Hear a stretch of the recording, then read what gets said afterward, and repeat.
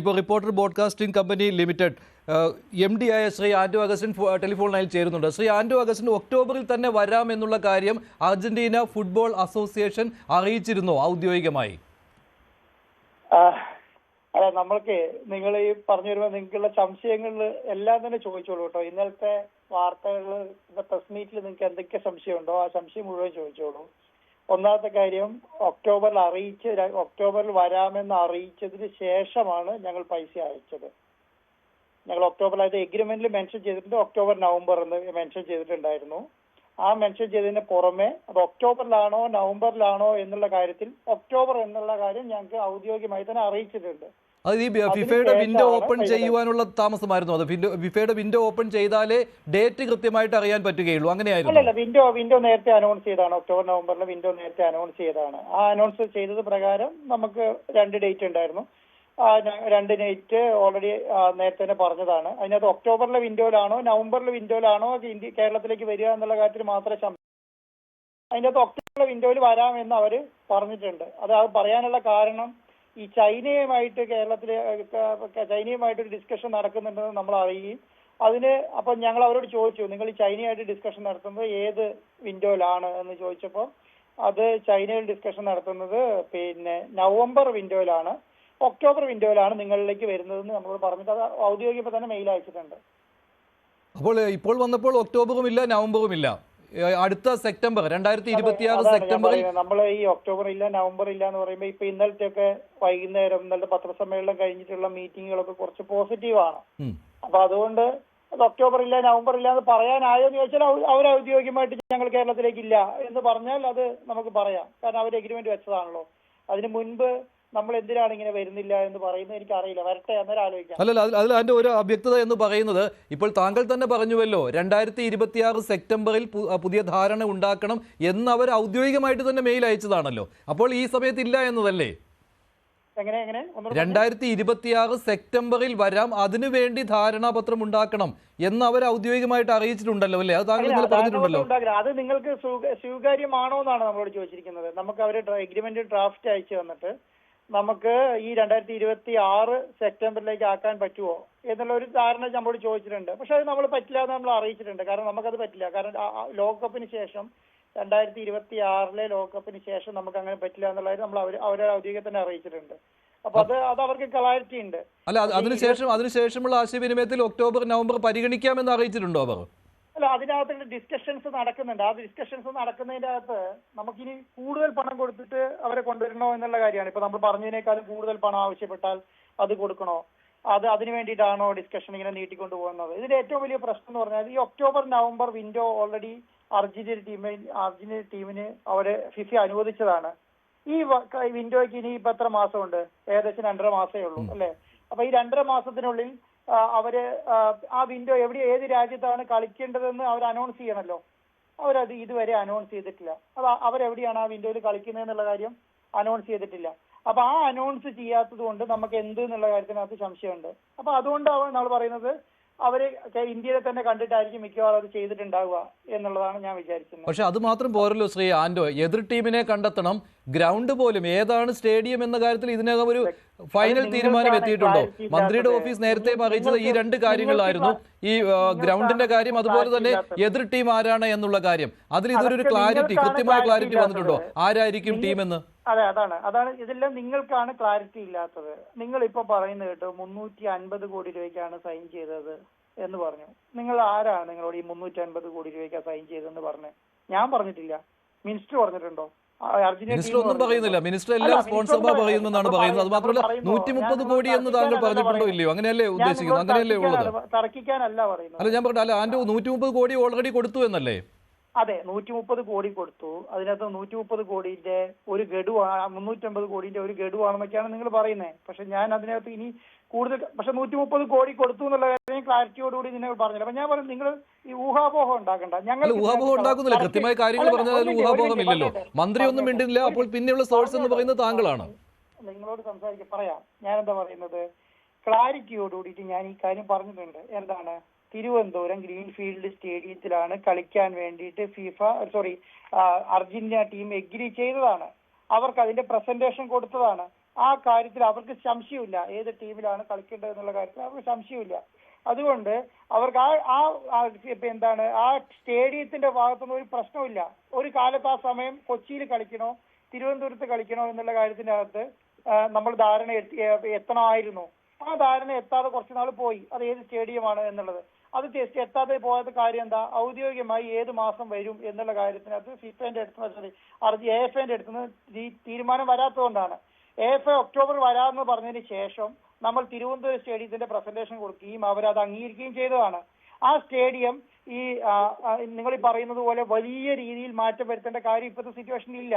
10-45 ദിവസം കൊണ്ട് ശരിയാക്കാവുന്ന രീതിയിലുള്ള ചെയ്യാവുന്ന കാര്യങ്ങളെ ഉള്ളൂ അവിടുത്തെ സിറ്റുവേഷനിൽ. അത്ര എളുപ്പമാണോ ശ്രീ ആന്റോ? മാത്രമല്ല ഈ ടീം ഏതാണ് എന്നുള്ള കാര്യം ഇപ്പോൾ താങ്കൾ പറയുന്നുണ്ട് 4 ടീമുകൾ എന്തോ ആ ലൈനപ്പിൽ ഉണ്ടായിരുന്നു, അല്ല അങ്ങനെയല്ലേ? തെറ്റുണ്ടെങ്കിൽ തിരുത്തുക. അങ്ങനെയാണെങ്കിൽ അത് ഏത് ടീമാണെന്ന് പോലും എനിക്ക് തോന്നുന്നില്ല. ധാരണയുണ്ടെങ്കിൽ താങ്കൾ അത് പറഞ്ഞേനെ. അതെ, നിങ്ങൾക്ക് കുറച്ച് കാര്യങ്ങളെ അറിയുള്ളൂ എന്ന് പറയാം. നമ്മൾ ഫിഫയ്ക്ക് കൊടുക്കേണ്ടത് 5 ടീമിന്റെ ലിസ്റ്റാണ്. അതിനകത്ത് ഒരു ഫിഫയ്ക്കല്ല AFAക്ക് കൊടുക്കേണ്ടത് 5 ടീമിന്റെ ലിസ്റ്റാണ്. ആ 5 ടീമിന്റെ അകത്ത് നമ്മൾ 5 ടീമിന്റെ ലിസ്റ്റ് നമ്മൾ അവർക്ക് കൊടുത്തിട്ടുണ്ട്. ആ 5 ടീമിൽ ഒരു ടീമിനെ അവർ ഫൈനലൈസ് ചെയ്ത് നമുക്ക് തിരിച്ചു തരും. ഈ 5 ടീമിനോട് നമ്മൾ ഡിസ്കസ് ചെയ്ത് വെച്ചിട്ടുണ്ട്. ആ 5 ടീമിലെ ഡിസ്കഷൻ വെച്ചിട്ട് അവർക്ക് ഏത് ടീമിനെയാണോ പറ്റുന്നത് ആ ടീമിന്റെ അകത്ത് അവരുമായിട്ട് ധാരണ, കാരണം അതെല്ലാം ബിലോ 50 റാങ്കിങ്ങിലുള്ളതാണ്. അറൗണ്ട് 30 റാങ്കിങ്ങിന് എബവ് ആയിട്ടുള്ള ടീമുകളെ കൊണ്ടുവരാൻ വേണ്ടിയിട്ട് വലിയ ബുദ്ധിമുട്ടില്ല ഇന്ത്യയിൽ കൊണ്ടുവരുന്നതിന്. നമ്മൾ ഒരു 15 ദിവസത്തെയോ 20 ദിവസത്തെയൊക്കെ ഡിസ്കഷന് ശേഷം അവർക്ക് വരാവുന്ന കാര്യങ്ങളേ ഉള്ളൂ. കാരണം അവർക്കും ഈ സമയത്ത് വിൻഡോ ഓപ്പൺ ആണ്. ആ ടീമുകൾക്കൊന്നും കളി അവർ എവിടെ അനൗൺസ് ചെയ്തിട്ടില്ല. ഈ പറഞ്ഞ ടീമുകളൊന്നും കളി അനൗൺസ് ചെയ്തിട്ടില്ല. അതുകൊണ്ട് ആ ടീമുകൾക്ക് അവരെ സംബന്ധിച്ചിടത്തോളം ആ വിൻഡോ ഓപ്പൺ ചെയ്യുമ്പോഴേ കളിക്കാൻ പറ്റുള്ളൂ. അതായത് ആ ടീമുകളുടെ കാര്യത്തിൽ സംശയമില്ല എന്ന് പറയുന്നു. പക്ഷേ ഈ സമയം എന്നൊക്കെ പറയുന്നത് ലോകകപ്പിന് തൊട്ട് മുമ്പുള്ള മാസങ്ങളാണ്. അല്ല, മാത്രമല്ല ഇവിടെ വന്ന് നല്ലൊരു സ്റ്റേഡിയത്തിൽ കളിച്ചില്ലെങ്കിൽ, നല്ലൊരു മൈതാനത്ത് കളിച്ചില്ലെങ്കിൽ, ഇഞ്ചുറി പ്രശ്നം, ഇതെല്ലാം നോക്കിയേ ഈ താരങ്ങളൊക്കെ വരികയുള്ളൂ. മെസ്സി മാത്രമല്ല, അർജന്റീന ടീം മുഴുവനായിട്ടാണല്ലോ കേരളത്തിലേക്ക് വരുന്നത്. അങ്ങനെയാണല്ലോ താങ്കൾ പറയുന്നത്. അർജന്റീന വേൾഡ് കപ്പ് നേടിയ ടീം അതേപടി ഇങ്ങോട്ട് വരുന്നുണ്ട് എന്നാണല്ലോ ഞാൻ പറയുന്നത്. എന്താണെന്നറിയോ, അവരുടെ കയ്യിലുള്ള പിടിവള്ളി എന്ന് പറയുന്നത് അവർക്ക് 2 വിൻഡോയെ ഓപ്പൺ ഉള്ളൂ, ഒക്ടോബർ നവംബർ. പിന്നെയുള്ളത് മാർച്ചിലെ വിൻഡോയാണ്. നിങ്ങൾ ഈ പറഞ്ഞതുപോലെ മാർച്ചിലെ വിൻഡോ ഇന്ത്യയിലേക്ക് വരാൻ ബുദ്ധിമുട്ടായിരിക്കുമെന്ന് നമുക്ക് തന്നെ അറിയാം. കാരണം ലോകകപ്പിന് തൊട്ട് മുൻപാണ്, ജൂണിൽ ലോകകപ്പാണ്, തൊട്ട് മുൻപാണ്. അപ്പൊ നമ്മളെ സംബന്ധിച്ചിടത്തോളം കൊണ്ടുവരാൻ പറ്റിയ സമയം എന്ന് പറയുന്നത് ഒക്ടോബർ നവംബർ മാസത്തിലാണ്.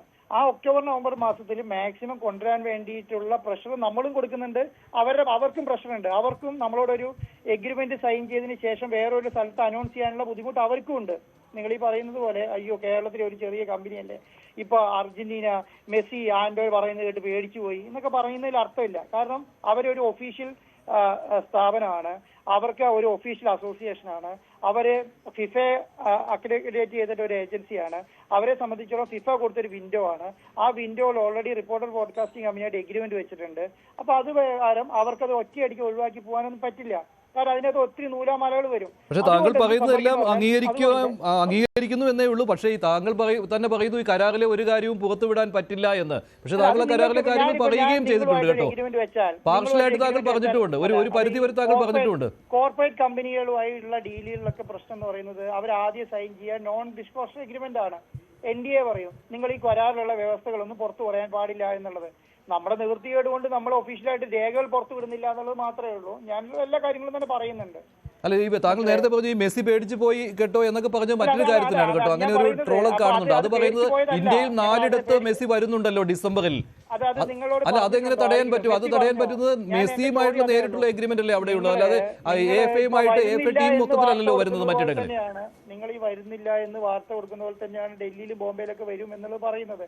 മെസ്സിയോ അർജന്റീന ടീമോ എനിക്ക് നല്ല സോഴ്സ് അതിനകത്തുണ്ട്. ഞാൻ ആ സോഴ്സ് പ്രകാരം എല്ലാവരോടും സംസാരിച്ചപ്പോൾ ഒരാൾ പോലും ഇതുവരെ അർജന്റീന ടീമിന്റെ ഭാഗത്തുനിന്നോ മെസ്സിയുടെ ഭാഗത്തു നിന്നോ അനൗൺസ് ചെയ്തിട്ടില്ല ഇന്ത്യയിലേക്ക് വരുമെന്ന്. അത് മെസ്സി ഉടൻ തന്നെ സോഷ്യൽ മീഡിയ അക്കൗണ്ടിൽ പോസ്റ്റ് ചെയ്യുമെന്നാണ് ആ PTI ഉദ്ധരിച്ചുകൊണ്ടുള്ള വാർത്താക്കുറിപ്പ് അങ്ങനെയാണ് വന്നത്. അതെല്ലാവരും കൊടുത്തിട്ടുള്ളത് അങ്ങനെ തന്നെയാണ്. അതെ, അത് സോഷ്യൽ മീഡിയയിൽ അനൗൺസ് ചെയ്യുമെന്നാണ് പറയുന്നത്. വരട്ടെ, വന്നു കഴിഞ്ഞാൽ നമുക്കത് പറയാം. പക്ഷെ അത് തടയും അത് വരില്ല. കേരളത്തിൽ കളിച്ചില്ലെങ്കിൽ ഒരിടത്തും മെസ്സി വരാൻ പോകുന്നില്ല എന്ന് പറയുന്നത് അതാണ് പറയുന്നത്. അതാണ് ഈ മെസ്സി അത് കേട്ട് കരഞ്ഞു പോയി എന്നൊക്കെ, അതുകൊണ്ടാണ് പരിഹാസം വരുന്നത്. അല്ല, ഒഫീഷ്യലി അവർക്ക് പ്രശ്നം വരും. കാരണം നമ്മളായിട്ട് അവരായിട്ട് ഡയറക്റ്റ് എഗ്രിമെന്റ് ഉള്ളതാണ്. അപ്പൊ അവർക്കത് ഒഫീഷ്യലി അവർക്ക് പ്രശ്നമാണ്. നമ്മൾ ഇതുവരെ ഫിഫയ്ക്ക് കംപ്ലൈന്റ് കൊടുത്തിട്ടില്ല. നമുക്ക് ഫിഫയ്ക്ക് കംപ്ലൈന്റ് കൊടുക്കാം, നമുക്ക് പിന്നെ കംപ്ലൈന്റ് അതോറിറ്റി ഉണ്ട്, നമുക്ക് കൊടുക്കാം. ഈ എഗ്രിമെന്റ് വെച്ച് നമുക്ക് ശരിക്കും കൊടുക്കാം. ഞാനിത് കൊടുത്തിട്ടില്ല. എന്തുകൊണ്ടാണ് കൊടുക്കാത്തത്? അതിന്റെ ഡിസ്കഷൻസ് നടക്കുന്നതുകൊണ്ടാണ്. അത് ശരി, ഒരു സെക്കൻഡ് കൂടി ശ്രീ ആന്റോ അഗസ്റ്റിൻ, ഒരു സെക്കൻഡ് കൂടി. എൽദോ പോൾ പുതുശ്ശേരി കൂടിയുണ്ട്. എൽദോയ്ക്ക് കുറച്ച് സംശയങ്ങളുണ്ട്. എൽദോ എന്താണ് ചോദിക്കാനുള്ളത്? ചോദിച്ചോളൂ. ശ്രീ ആന്റോ അഗസ്റ്റിൻ, നമ്മൾ ഈ ഗ്രീൻഫീൽഡ് സ്റ്റേഡിയമാണുള്ള പ്രധാന വേദിയെ നമ്മൾ കണക്കാക്കിയിരുന്നത്. ഇപ്പോൾ ഇന്നലെ പ്രസന്റ് ചെയ്ത ആ വീഡിയോയിലും ഗ്രീൻഫീൽഡ് സ്റ്റേഡിയത്തിൽ മത്സരം നടക്കും, VVIP ലോഞ്ച് ഉൾപ്പെടെ എല്ലാം ക്രമീകരിക്കുമെന്ന് പറയുന്നു. പക്ഷേ ഈ അവിടെ കേരള ക്രിക്കറ്റ് ലീഗ് ക്രിക്കറ്റ് മത്സരം നടക്കുകയാണ്.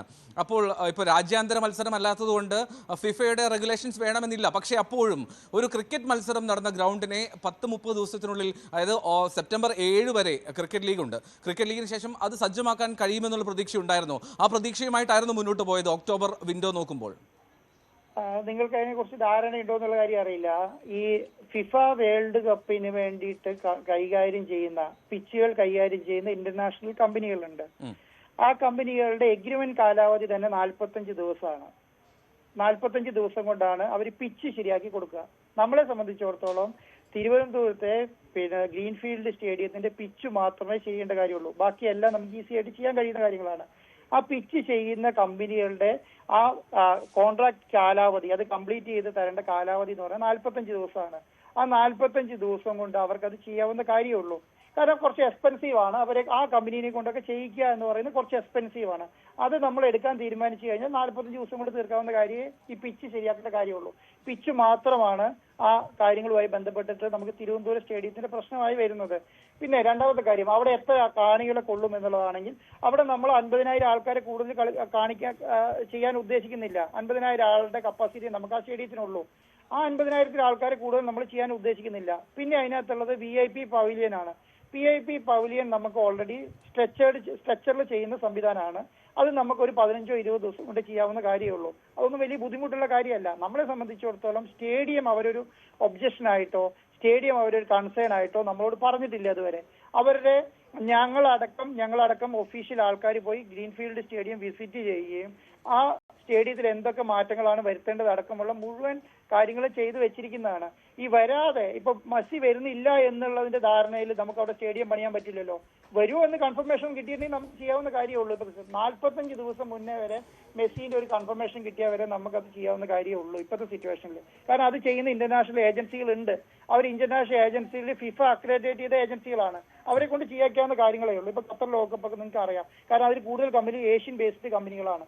ആ ഏഷ്യൻ ബേസ്ഡ് കമ്പനികളായതുകൊണ്ട് ഇപ്പൊ ഇവിടെ ചെയ്യുന്നുണ്ട്, ഇപ്പൊ സൗദിയിൽ ചെയ്യുന്നുണ്ട്. അവർക്ക് ഓൾറെഡി അവർക്ക് എല്ലാ സംവിധാനങ്ങളും ഉള്ളതാണ്. അവർക്ക് അത് ഈസി ആയിട്ട് ചെയ്യാവുന്ന കാര്യങ്ങളേ ഉള്ളൂ. ശരി, ഒരു ഫുട്ബോൾ ആരാധനയിൽ മറ്റൊരു സംശയം, ഈ ലയണൽ മെസ്സിയുടെ സാന്നിധ്യം ഉറപ്പാക്കിക്കൊണ്ടുള്ള ഒരു ധാരണയാണോ AFM എത്തിയത്? കാരണം അതിന്റെ സംശയം ചോദിക്കാൻ പറ്റുന്നതല്ല. 2023 അർജന്റീന ടീം ഇന്തോനേഷ്യയിൽ പോയി. ഇന്തോനേഷ്യയിൽ മെസ്സി ഉണ്ടാകുമെന്നുള്ള ധാരണയിലാണ് പോയത്. പക്ഷേ മെസ്സി എത്തിയില്ല. അന്ന് അത് വലിയ പ്രതിസന്ധിയും വലിയ സാമ്പത്തിക തിരിച്ചടിയും ഒക്കെ ഇന്തോനേഷ്യയിൽ ആ സംഘാടകർക്ക് നേരിട്ടിരുന്നു. അപ്പോൾ അങ്ങനെ മെസ്സി കൃത്യമായിട്ട് ഉണ്ടാകുമെന്ന ധാരണയുണ്ടായിരുന്നു AFM. അത് ശരിയാണ്. അത് നമ്മുടെ എഗ്രിമെന്റിന്റെ ഒരു ക്ലോസ് എന്ന് പറയുന്നത് ഈ മെസ്സി അടക്കമുള്ള 4 പ്രധാനപ്പെട്ട കളിക്കാർ ആണ്. അത് ഖത്തർ ലോകകപ്പിൽ കളിച്ച എല്ലാ കളിക്കാരും എന്ന് പറയാൻ പറ്റില്ലല്ലോ നമുക്ക്. അവരുടെ ടീമിലുള്ള ബാക്കി കളിക്കാരും ഖത്തർ ലോകകപ്പ് കളിച്ച 70% ഖത്തർ ലോകകപ്പ് കളിച്ച കളിക്കാർ പ്ലസ് മെസ്സി അടക്കമുള്ള 4 പ്രധാന കളിക്കാർ. അങ്ങനെ തന്നെ കറക്റ്റ് ക്ലാരിറ്റിയോടുകൂടി എഴുതിയിട്ടുണ്ട്. അല്ലെങ്കിൽ നമ്മളെ സംബന്ധിച്ചിടത്തോളം നമുക്കത് അറിയാം. ഈ ഒരു പ്രശ്നം നിങ്ങൾ സൂചിപ്പിച്ച ഒരു പ്രശ്നം അവർക്കുണ്ട്. കാരണം വെക്കുകയും അവിടെ ചെന്നിട്ട് മെസ്സി ഇല്ലാതെ വന്ന് കളിക്കുകയും ചെയ്തിട്ടുണ്ട്. അവർക്ക് വലിയ ലോസ് വന്നു രാജ്യങ്ങൾക്കും കമ്പനികൾക്കെല്ലാം. അത് നമുക്ക് നേരത്തെ അറിയാവുന്നതുകൊണ്ട് മെസ്സിയുടെ പേര് വ്യക്തമായി തന്നെ എഴുതിയിട്ടുണ്ട്. മെസ്സി കൂടാതെ 4 കളിക്കാർ അഡീഷണൽ വെച്ചിട്ടുണ്ട്, എഗ്രിമെന്റ് എഴുതിയിട്ടുണ്ട്. ഏറ്റവും ഒടുവിൽ എന്തെങ്കിലും കമ്മ്യൂണിക്കേഷൻ നടന്നു? പ്രത്യേകിച്ച് ഈ ചോദിക്കാൻ കാരണം ഇപ്പൊ ചൈനയുമായിട്ടുള്ള മത്സരം അല്ലെങ്കിൽ ചൈനയിലെ സന്ദർശനം ഉണ്ടാകുമെന്നുള്ളതാണല്ലോ. അതിൽ ഒരു കാര്യം, അതായത് TYC സ്പോർട്സ് എന്ന് പറയുന്ന സ്പോർട്സ് കമ്പനിയാണ് ഏറ്റവും കൂടുതൽ അർജന്റീന ഫുട്ബോൾ ടീമിനെ സംബന്ധിച്ചുള്ള ഏറ്റവും വിശ്വാസ്യതയായിട്ടുള്ള വാർത്തകൾ നൽകുക. പ്രത്യേകിച്ചും അവരുടെ ഒരു സ്പോർട്സ് ജേർണലിസ്റ്റ് ഉണ്ട്, ഗ്യാസ്റ്റൺ എഡ്യൂൾ. അദ്ദേഹത്തിൻ്റെതായിരുന്നു ആ ബ്രേക്കിംഗ്, അതായത് ചൈനയിൽ പോയി 2 ഫ്രണ്ട്ലി മാച്ച് കളിക്കും എന്നുള്ളത്.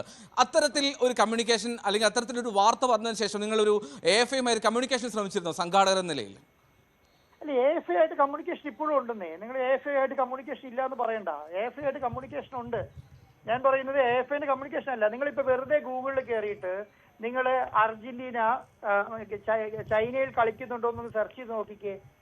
ചൈന ഗവൺമെന്റ് ഒഫീഷ്യലി അനൗൺസ് ചെയ്തിട്ടുണ്ട് ഇന്ത്യ ചൈനയിൽ കളിക്കുന്നില്ല എന്നുള്ളത്. ചൈന ഗവൺമെന്റ് ഒഫീഷ്യലി അനൗൺസ് ചെയ്തിട്ടുണ്ട്. പിന്നെ എന്തിനാ ചൈനയെ കുറിച്ച് പറയുന്നത്? സ്പോർട്സ് ജേർണലിസ്റ്റ് ഇപ്പൊ നമ്മുടെ എത്രയോ രാജ്യങ്ങൾ സ്പോർട്സ് ജേർണലിസ്റ്റുകൾ എന്തൊക്കെ പറയുന്നുണ്ട്, അതൊക്കെയാണോ നടക്കുന്നത്? അതുകൊണ്ടോ the China football association officially denied friendly മാച്ചിന് against Argentina team to in October എന്ന് പറയുന്നത്. അത് ചൈന ഫുട്ബോൾ അസോസിയേഷൻ അവരുടെ ടീം കളിക്കുന്നില്ല എന്നല്ലേ, ഒരു പക്ഷേ മറ്റൊരു ടീമിനെ കൊണ്ടുവന്ന് കളിപ്പിക്കാമല്ലോ. അല്ലല്ല, നിങ്ങൾ നോക്കൂ,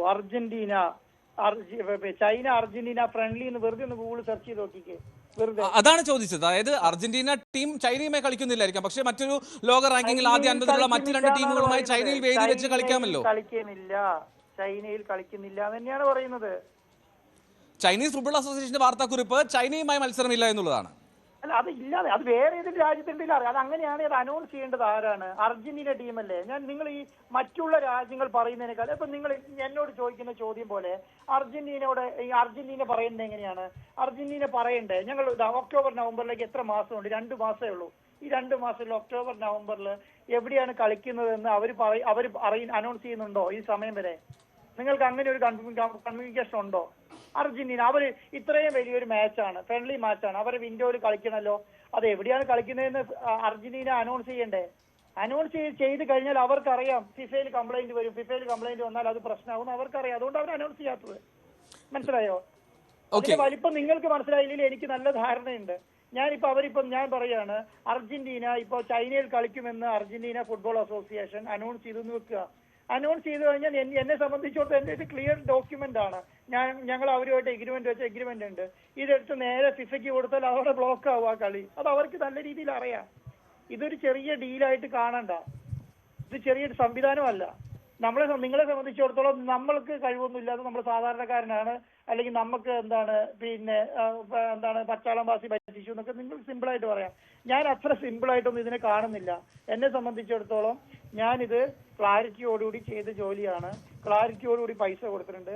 ഡോക്യുമെന്റ് എന്നെ സംബന്ധിച്ചിടത്തോളം ക്ലാരിറ്റി ഉണ്ട്. അപ്പം അതൊന്നും അതുകൊണ്ട് അവർ അനൗൺസ് ചെയ്യാതെ ആ അർത്ഥത്തിലാണ് നിങ്ങൾ എന്നെ ബ്ലെയിം ചെയ്യുന്നതിന്റെ 100 ബുദ്ധിമുട്ടില്ലല്ലോ. നിങ്ങൾക്ക് അർജന്റീന ടീം എന്തുകൊണ്ട് അവരുടെ ടീം അനൗൺസ് ചെയ്യുന്നില്ല എന്ന് ചിന്തിക്കാൻ വേണ്ടിയിട്ട്. അതുകൊണ്ടാണ് ഞാൻ പറയുന്നത്, അവർക്ക് അങ്ങനെ അനൗൺസ് ചെയ്യാൻ കഴിയില്ല. അനൗൺസ് ചെയ്യാൻ കഴിഞ്ഞാൽ ഞാൻ അപ്പൊ ഫിഫയെ സമീപിക്കും. ആൻഡ് ഒരു കാര്യം കൂടി ഇപ്പോൾ ജൂണിലാണല്ലോ ഈ പണം നൽകിയത്. പക്ഷെ അതിനു മുൻപ് തന്നെ ഈ ചൈനയുമായുള്ള മത്സരത്തിന്റെ കാര്യം അത് ഓൺലൈനിലൊക്കെ അതേ സമയത്ത് വന്നത് തന്നെയല്ലേ? അത് താങ്കൾ പറയുന്നത് ഒഫീഷ്യലായി അനൗൺസ് ചെയ്തിട്ടില്ല എന്നുള്ള കാര്യം. ഇപ്പോഴും ആ മെയ് 15 തന്നെ അക്കാര്യം വന്നതാണല്ലോ. നവംബറിൽ Angola versus Argentina in Angola, Argentina versus USA in Qatar, ഈ കാര്യങ്ങളൊക്കെ. അപ്പോൾ ഇതൊക്കെ അന്ന് ശ്രദ്ധയിൽപ്പെട്ടിരുന്നില്ലേ ഇത്തരത്തിലുള്ള വാർത്തകൾ വരുന്നത്? എനിക്കൊരു അറിവുള്ളത് അങ്കോളയിൽ ഈ പറയുന്ന കളി നടത്താൻ പറ്റും. ശരിക്കും അങ്കോളയിൽ നടത്താൻ പറ്റും. അവർക്ക് ശരിക്കും നവംബറിൽ ഈ കളി അനൗൺസ് ചെയ്യാവുന്നതേ ഉള്ളൂ. അങ്കോളന്റെ കളി അനൗൺസ് ചെയ്യാവുന്നതേ ഉള്ളൂ. പക്ഷെ എന്തുകൊണ്ട് അവർ അനൗൺസ് ചെയ്യുന്നില്ല എന്നറിയോ? എന്റെ എഗ്രിമെന്റിൽ ഒക്ടോബർ നവംബർ എന്ന് പറഞ്ഞ് 2 വിൻഡോ ഓപ്പൺ ചെയ്ത് തന്നിട്ടുണ്ട്. അപ്പൊ അതിനകത്ത് ഏതാണ് എന്റെ ഫൈനലൈസ് ചെയ്യാതെ അവർക്ക് എന്ത് ചെയ്യാൻ പറ്റില്ല? അവർക്കത് അനൗൺസ് ചെയ്യാൻ പറ്റില്ല. അതുകൊണ്ടാണോ ഞാൻ വിചാരിക്കുന്നത്. അല്ലെങ്കിൽ അവർ അങ്കോള അനൗൺസ് ചെയ്തിട്ടുണ്ടാവും. ചിലപ്പോ അവർക്ക് നവംബറിലെ കളി വേണമെങ്കിൽ അനൗൺസ് ചെയ്യാം. അല്ല, ഞാൻ പോട്ടെ, അതിനിടയ്ക്ക് ഈ കുറച്ച് കാലതാമസം വന്നുവല്ലോ. അതാണല്ലോ കഴിഞ്ഞ തവണ മന്ത്രി അങ്ങനെ ഇടയ്ക്ക് പറയാൻ കാരണം, ഈ സ്പോൺസർമാർ പണം നൽകാത്തത് കൊണ്ട്. അതായത് താങ്കൾ അത് പക്ഷേ കൊടുക്കുന്നതിന് മുമ്പ് തന്നെ ഈ അങ്കോളയുമായുള്ള മത്സരവും അതുപോലെ തന്നെ ചൈനയുമായുള്ള മത്സരവും അതൊക്കെ അന്തരീക്ഷത്തിൽ ഉണ്ടായിരുന്ന കാര്യമല്ലേ? അപ്പോൾ അവിടെ നിന്ന് ആ സമയത്ത് അർജന്റീന ഫുട്ബോൾ അസോസിയേഷന് ഒരു ക്ലാരിഫിക്കേഷൻ കിട്ടിയിരുന്നു, ഇല്ല നിങ്ങൾക്ക് വേണ്ടി തന്നെയാണ് ആ വിൻഡോ എന്ന്. ശരി, അങ്ങനെയാണെങ്കിൽ അവർ ഒഫീഷ്യലി അങ്കോള അനൗൺസ് ചെയ്യണ്ടേ? അർജന്റീന ഫുട്ബോൾ അസോസിയേഷൻ അനൗൺസ് ചെയ്യണ്ടേ? അവരെന്താ അനൗൺസ് ചെയ്യാത്തതിന് കാരണം റിപ്പോർട്ടർ ബ്രോഡ്കാസ്റ്റിംഗ് കമ്പനിയായിട്ടുള്ള എഗ്രിമെന്റ് ആണ്. അത് ചില കാര്യമായിട്ട് നിങ്ങൾ കാണണ്ട. അവരുടെ പ്രസിഡന്റും സെക്രട്ടറിയും സൈൻ ചെയ്ത എഗ്രിമെന്റ് ആണ് റിപ്പോർട്ടർ ബ്രോഡ്കാസ്റ്റിംഗ് കമ്പനിയായിട്ട്. അപ്പൊ അത് ചെറിയൊരു വാല്യൂ ഇല്ലാത്ത ഡോക്യുമെന്റ് ആണെന്ന് കൈകാര്യം ചെയ്യണ്ട. അതിനുശേഷം അവർ പറഞ്ഞ പണം മുഴുവൻ അവർ കൈപ്പറ്റി. അതും ചെറിയ കാര്യമായിട്ട് കാണണ്ട. അപ്പൊ അവരെ സംബന്ധിച്ചിടത്തോളം അവര് അങ്കോളയിലെ കളി അനൗൺസ് ചെയ്യാൻ അവരെ കൊണ്ട് ഇപ്പൊ കഴിയുന്നില്ല എന്നുള്ളതാണ് പ്രശ്നം. താങ്കൾ പറഞ്ഞ പോലെ അങ്കോളയും ഖത്തർ ഈ 2 ടീമുകളുടെ കളിയാണ്. അവിടെ ചൈനയുമായിട്ടല്ല, അങ്കോളയുടെയും ഖത്തറിന്റെയും കളി നടക്കും എന്നാണ് ഈ പറഞ്ഞ റിപ്പോർട്ടുകൾ വന്നത്. അതിനപ്പുറത്തേക്ക് ഈ ഇത്തരത്തിലൊരു വലിയ കരാർ ഏർപ്പെടുമ്പോൾ അതിലൊരു അർജന്റീന ഫുട്ബോൾ അസോസിയേഷൻ ഒരു പ്രഖ്യാപനം നടത്താതെ ഇങ്ങനെ തള്ളി വൈകിപ്പിക്കുന്നതിനെ സ്വാഭാവികമായും നിങ്ങൾക്ക് ചോദ്യം ചെയ്തുകൂടെ സ്പോൺസർ എന്ന നിലയിൽ? ഞാൻ ചോദ്യം ചെയ്യുന്നുണ്ടെന്ന്, അതാണ് ഞാൻ ചോദ്യം ചെയ്യുന്നത്. ഞാൻ ഇപ്പോഴും പറയുന്നുണ്ടല്ലോ, അവർക്ക് ഒരു ബാർഗെയിനിങ് കപ്പാസിറ്റി ഇപ്പൊ വന്നിട്ടുണ്ട്. ഇവിടുന്ന് വലിയ പ്രഷറാണ്. നമുക്ക് ഈ അർജന്റീന ഫുട്ബോൾ അസോസിയേഷനെ കൊണ്ടുവരേണ്ടത് റിപ്പോർട്ടർ ടിവിയുടെയും കേരള സർക്കാരിന്റെ ഒരു ഉത്തരവാദിത്തമാണെന്നുള്ള ഒരു സാമാന്യ ധാരണ അവർക്ക് ഇപ്പൊ ഉണ്ട്. ആ ധാരണയുടെ മേലെ ഞാൻ വിചാരിക്കുന്നത് അവരൊരാഴ്ചക്കുള്ളിൽ ഒരു അഡീഷണൽ ഒരു 200 കോഴ്സ് ഒക്കെ ചോദിക്കാനുള്ള സാധ്യത ചിലപ്പോൾ കാണുന്നുണ്ട്. ഞങ്ങൾ വരാം, ഞങ്ങൾക്കിപ്പോൾ നിങ്ങൾ ശരി നിങ്ങൾ കുറെ കാരണങ്ങളൊക്കെ പറഞ്ഞ ശേഷം പറയും ഞങ്ങൾ വരാം, പക്ഷെ വരുന്നതിന് ഞങ്ങൾക്ക് ഇത്ര മില്യനും കൂടെ കൂടുതൽ വേണം എന്ന് പറയാനുള്ള സാധ്യത ഞാൻ കാണുന്നുണ്ട്. ഒരു വിലപേശൽ സംവിധാനം ഞാൻ കാണുന്നുണ്ട്. ശരി, ആൻഡ്രു ദയവായി ടെലിഫോൺ ലൈനിൽ തുടരുക.